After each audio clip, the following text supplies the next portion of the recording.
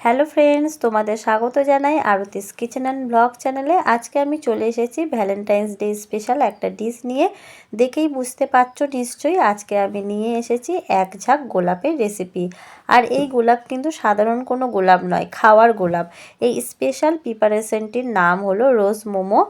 আর আজকে আমি দুটি প্রসেসে এই রোজ মোমো বানানো দেখাবো। একটি হলো কিভাবে রোজ বানাতে হয়, আর একটি হলো কিভাবে কালারফুল বানাতে হয় এবং ফুড কালার ছাড়া কিভাবে কালারফুল করা যায় সেই প্রসেসটাও আমি দেখাবো। তাহলে চলো শুরু করা যাক। আর এই ভিডিওটা ভালো লাগলে অবশ্যই চ্যানেলটি সাবস্ক্রাইব করবে। তো বন্ধুরা, রোজ মোমো বানানোর জন্য এখানে আমি 200 গ্রাম ময়দা নিয়েছি। এইবার এই ময়দার মধ্যে পরিমাণ মতো লবণ দেব। পরিমাণ মতো আমি লবণ দিয়েছি। এইবার প্রথমে যে বলেছিলাম আমি তোমাদের কালারফুল মোমো করে দেখাবো, তো তার জন্য এর মধ্যে আমি সামান্য এই কালারটা মেশালাম। এই কালারটা কিন্তু ফুড কালার নয়, এটা হলো বিটরুট। আমি গ্রেটার দিয়ে গ্রেট করে তার রসটা বের করে নিয়েছি। এইবার এই রসটা দিয়ে আমি ভালো করে ময়দাটা মেখে নেব। এইবার অল্প অল্প করে জল দিয়ে হাত দিয়ে ভালো করে মেখে নেব। এইভাবে হাতের সাহায্যে ডোলে কিন্তু একটা স্মুথ ডো বানিয়ে নিতে হবে। আমার ডোটা কিন্তু রেডি হয়ে গেছে। এবার সামান্য একটু রিফাইন তেল মাখিয়ে প্লাস্টিকের ক্যারি ব্যাগের মধ্যে ঢুকিয়ে আধ ঘন্টার জন্য আমি রেখে দেব। একই প্রসেসে আরেকটি পাত্রে 200 গ্রাম ময়দা নিয়ে সামান্য একটু লবণ অ্যাড করে অল্প অল্প জল দিয়ে এইভাবে হাত দিয়ে মেখে আরেকটি ডো বানিয়ে নিয়েছি। রুটি তৈরি করার মতো ডো বানিয়ে নিলে হবে। একইভাবে এই ডোটিতেও সামান্য একটু রিফাইন তেল মাখিয়ে আরেকটি প্লাস্টিকের ক্যারি ব্যাগে ঢুকিয়ে আধ ঘন্টার জন্য রেখে দেব। চলো এবার কিভাবে রোজ মোমোর পুরটা বানাই তোমরা দেখে নাও। মোমোর পুরটা বানানোর জন্য আমি এখানে কয়েকটা আলু সেদ্ধ করে নিয়েছি। আজকের আমি আলু মোমো বানাবো। এবার এই আলুর পুর তৈরি করার জন্য কয়েকটা রসুন কোয়া আর দুটো শুকনো লঙ্কা সর্ষের তেলে ভেজে ঠান্ডা করে নিয়েছি। এবার পরিমাণ মতো লবণ দিয়ে এটাকে মেখে নেব।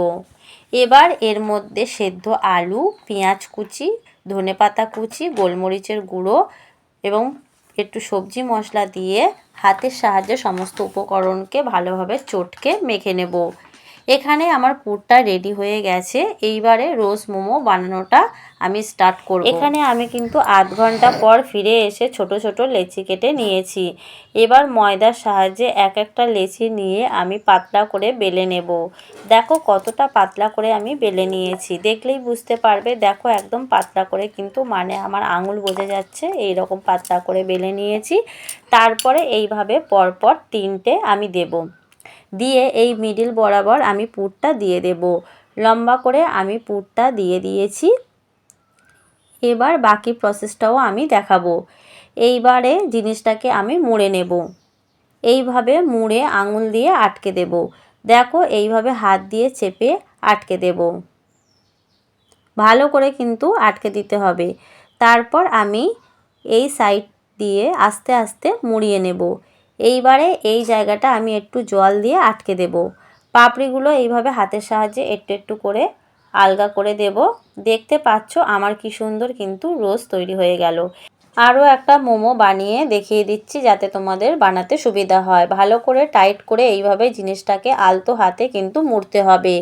এইভাবে মুড়ে এই জায়গাটা সিল করে দিতে হবে। দিয়ে এইভাবে পাপড়িগুলো একটু খুলে খুলে দিতে হবে। জিনিসটা কিন্তু অবশ্যই হালকাভাবে খুলতে হবে যাতে বোঝা যায়। দেখো পুরো রোজটা কিন্তু বোঝা যাচ্ছে। দেখো কি সুন্দর কিন্তু রোজটা তৈরি হয়ে গেল। এইভাবে করে আমি বাদবাকি রোজ মোমোগুলো তৈরি করে নেব।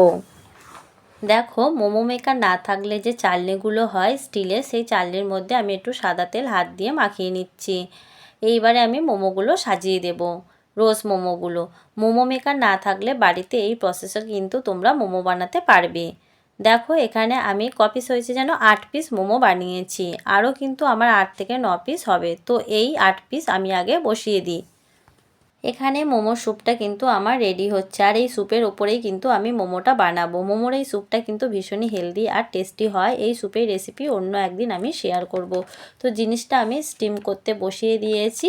এইবারে আমি একটা ঢাকনা দিয়ে ঢেকে দেবো 15 মিনিটের জন্য।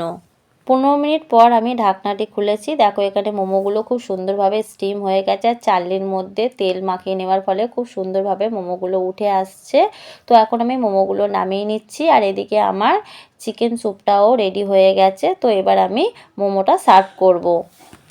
এই যে আমার এখানে কালারফুল রোজ মোমো একদম রেডি হয়ে গেছে। এই মোমো আমি স্পেশাল চিকেন স্যুপ ও মোমো সসের সাথে সার্ভ করলাম।